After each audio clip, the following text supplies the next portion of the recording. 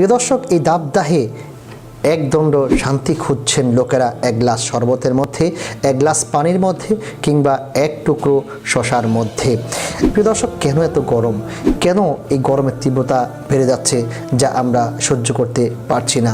আমরা যদি 1400 বছর পূর্বে রাসূলুল্লাহ সাল্লাল্লাহু আলাইহি ওয়াসাল্লামের হাদিসের দিকে তাকাই, রাসূল সাল্লাল্লাহু আলাইহি ওয়াসাল্লাম বলেছেন, জাহান্নামের আগুন, জাহান্নাম আল্লাহ সুবহানাহু ওয়া তাআলার কাছে কমপ্লেন করতে করতে বলেছিল, ও আমার আল্লাহ, ও আমার রব, ও আমার প্রতিপালক, আমার এক অংশ আরেক অংশকে গ্রাস করে ফেলেছে দহনের প্রচণ্ডতায়।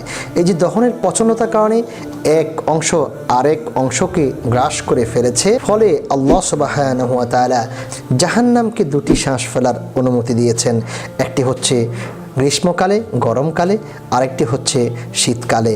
এবং রাসূল সাল্লাল্লাহু আলাইহি ওয়াসাল্লাম আরও বলছেন, আর সে দুটি হলো, তোমরা গ্রীষ্মকালে যে প্রচণ্ড উত্তাপ এবং শীতকালে যে প্রচণ্ড ঠান্ডা অনুভব করো, তাই হচ্ছে সেটি।